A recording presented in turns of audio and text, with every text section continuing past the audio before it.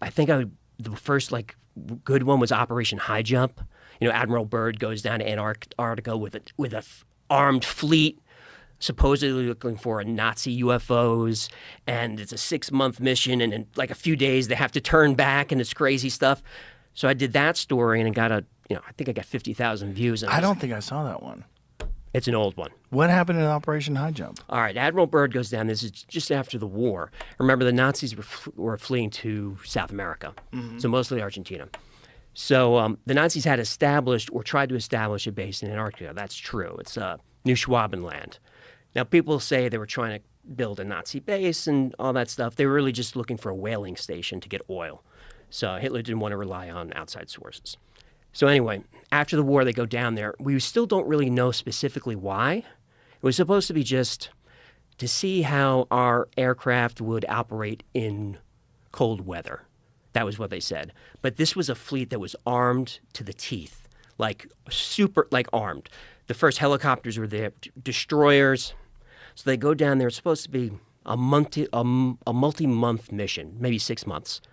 They get down there, and in like a matter of weeks, maybe even fewer, they just bail.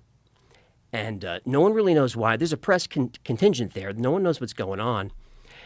And Admiral Byrd starts giving these weird interviews. And the first one was in Spanish. It might have been either Argentinian or Brazilian newspaper. And he talks about how there could be these craft that attack the United States from the poles, and craft that can fly pole to pole. And people were like, what's that? And just sparked this crazy stuff. And you can hear him talking about these things.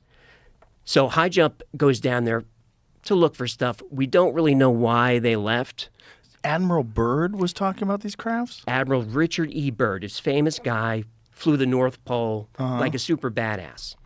He was, on paper, the commanding officer, but he preferred to just fly his plane and do stuff.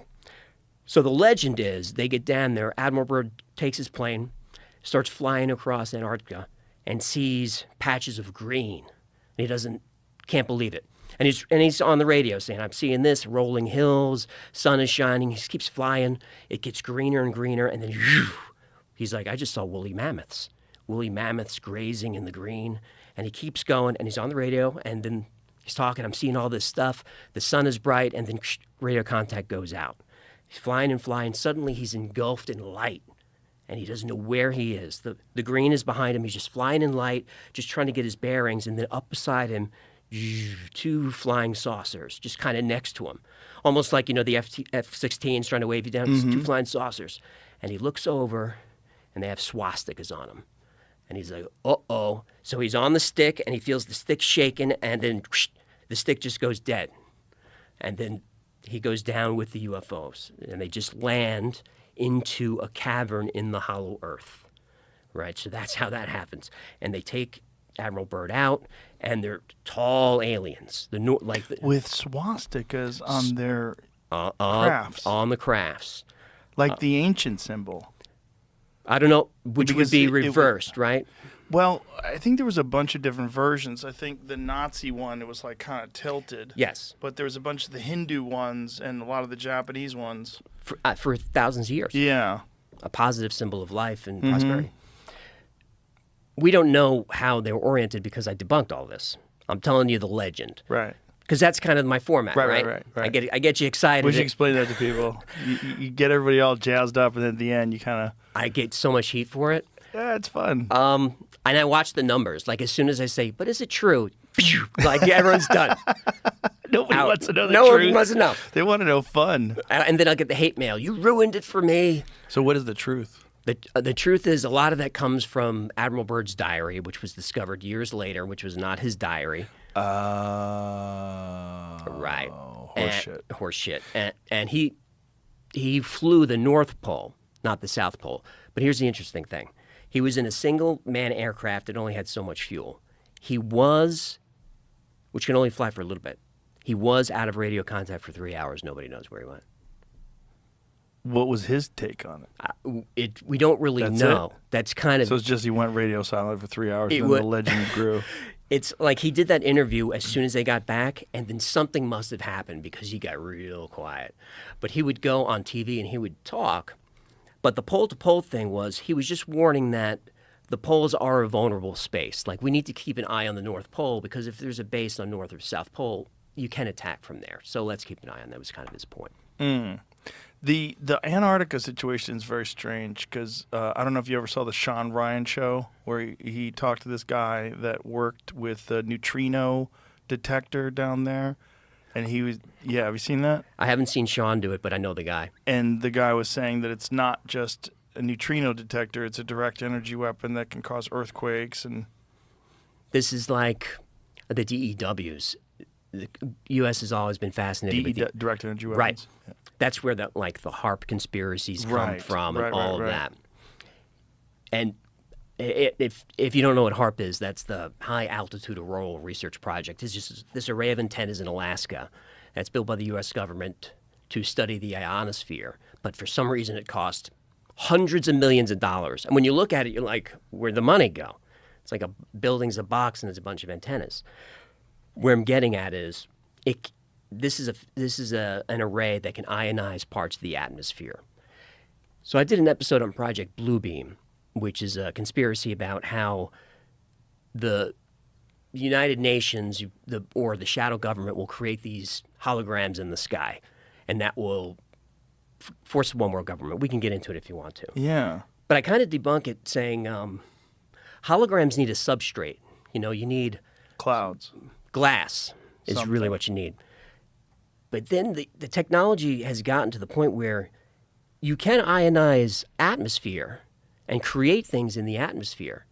So something like HARP conceivably could create something up there. Now, something visual. Something visual.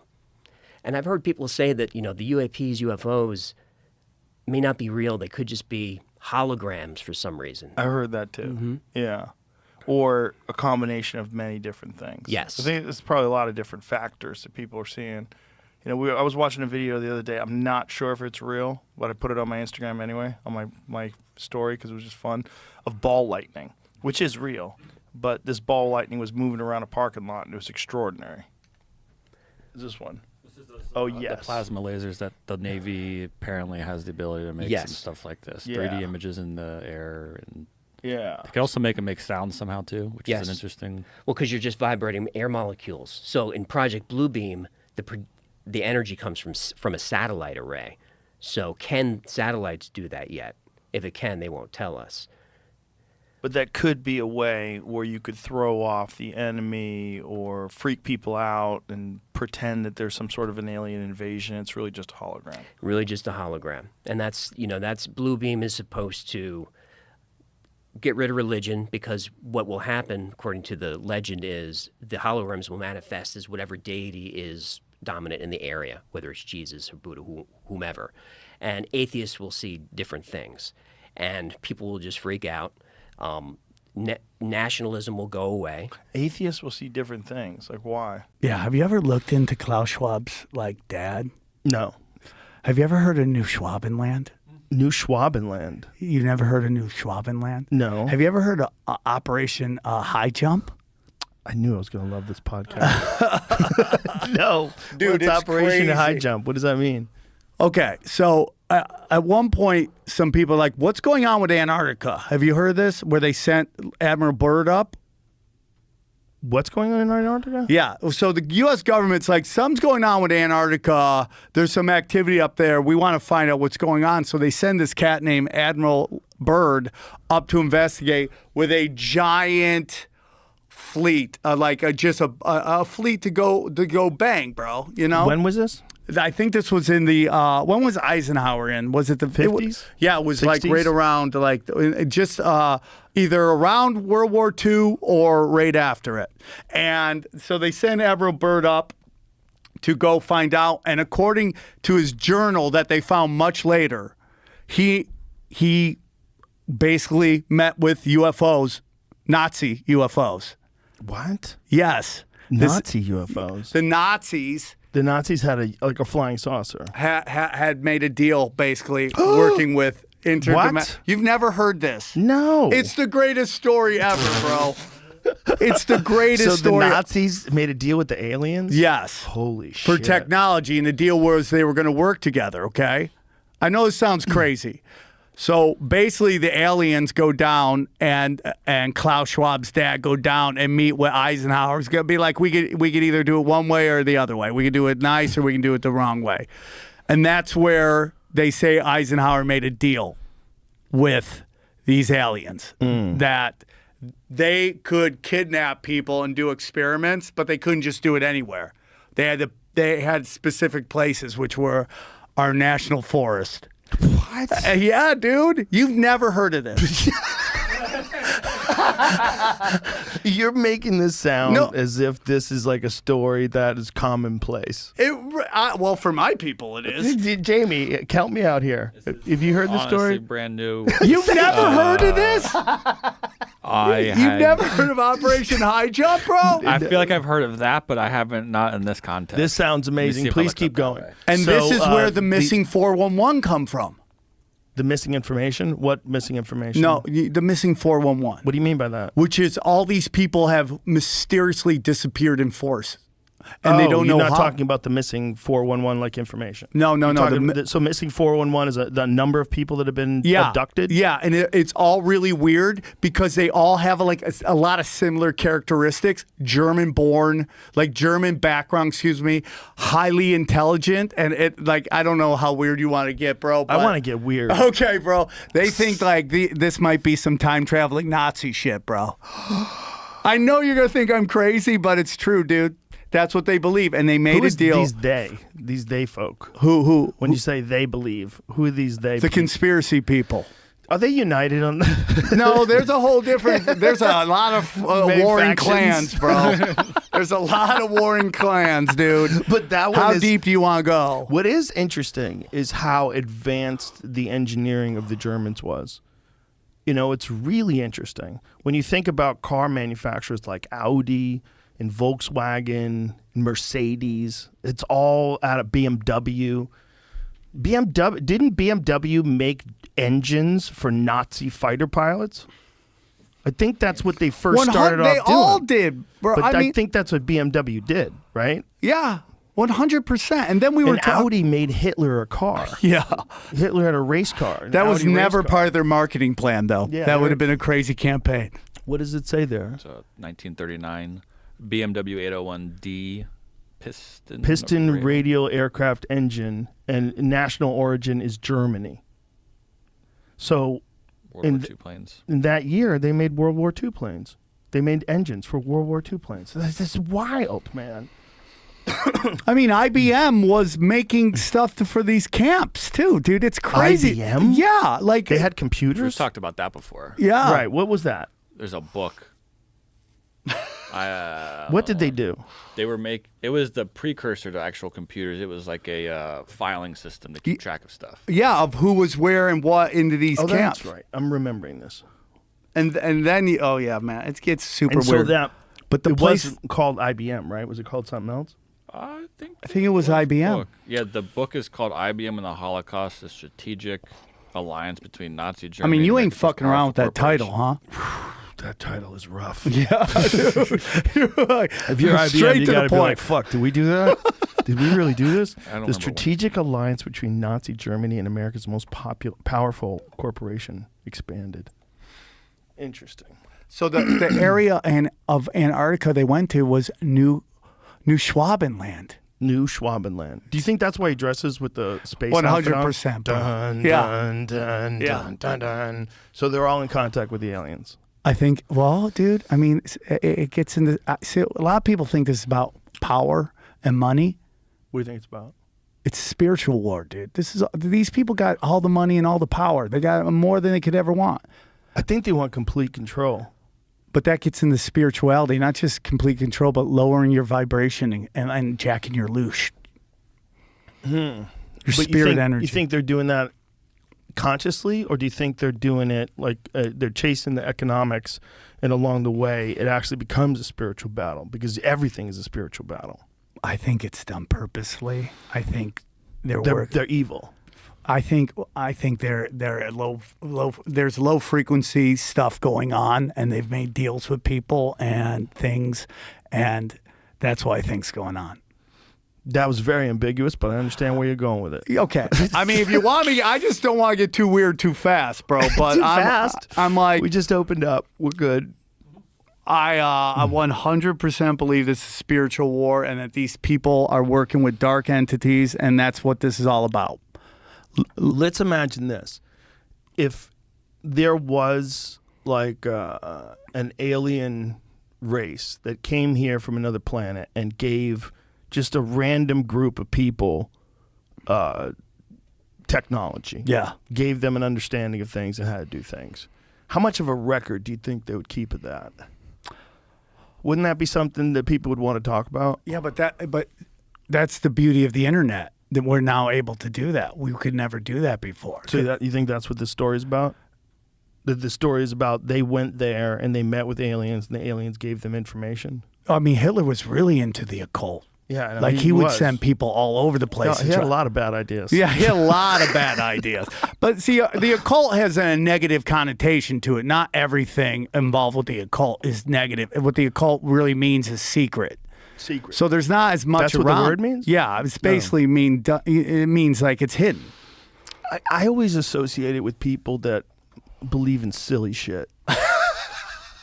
When someone starts talking about the occult, I'm always like, how do you feel about ghosts? You know, how do you feel about, like, when people start talking about like dark magic, I'm like, for real? You sure? I believe in that there's some energy manipulation, but I don't disbelieve. Yeah, I don't disbelieve. Listen, I don't know what's going on. I just kind of read stuff, and I'm like, how does this fit into the puzzle, right? How does this fit into the jigsaw of life? And you start looking around, and you just start going, okay, man, this is interesting. That is interesting. This starts to make sense. What's hilarious, folks, I have to tell you this. I did a podcast earlier today, and he said, wow, it's your second for the day? He goes, impressive endurance. Do you know how fucking ridiculous that is for you to say? This is a guy who walked across Antarctica. How many days did it take you? 54 days. By yourself. By myself. Trekking yes, across the fucking frozen tundra. That was an endurance feat of its own. Yeah, just back. No, that's a real endurance feat. I'm just sitting down talking to people. Oh my God, you talked already for 2 hours. How do you do it? 2 more hours. Here we go. Yeah. Crazy. Yep. Dude, what the fuck were you doing?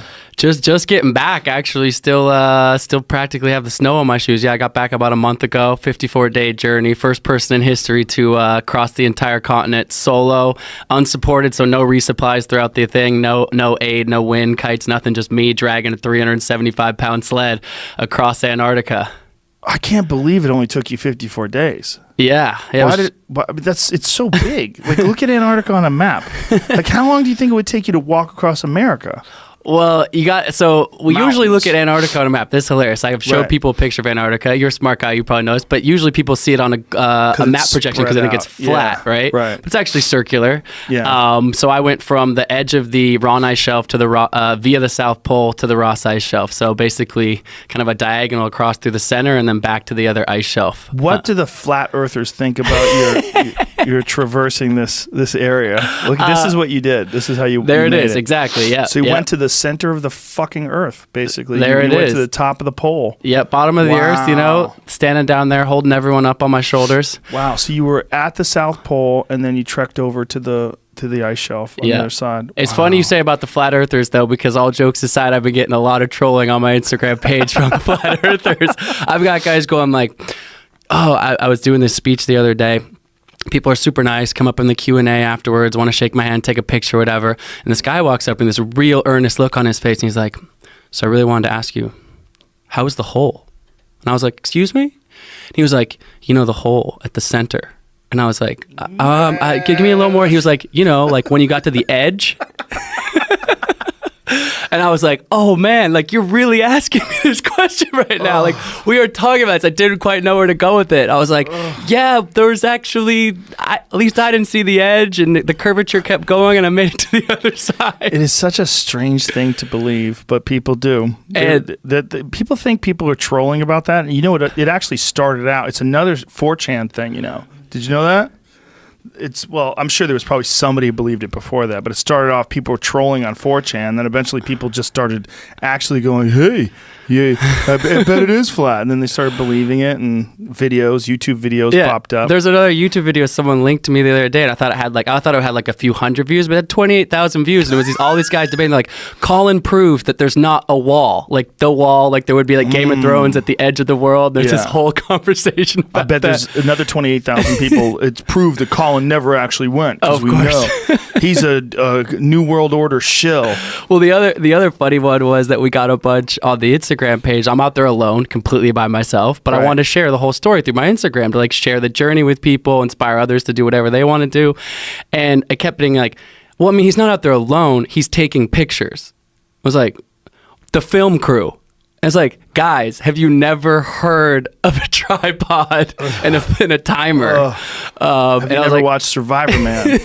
Exactly. So some funny comments along those lines. So your sled was 300 and how many pounds? 375 pounds to start. So basically, food and fuel was the main weight. So I called my project The Impossible First. That's sort of what I named the project, because several people had tried. That's it right there? Yeah, oh my there God. it is. So not only are you walking, you're dragging this big ass heavy sled. Yeah. Fuck, dude. People have tried this, going back 100 years to Ernest Shackleton saying if it was possible. And then the last few years, some really experienced polar explorers have given it a shot. And one guy actually died less than 100 miles from the finish line because of, lack of nutrition and some challenges with the weather and things like that.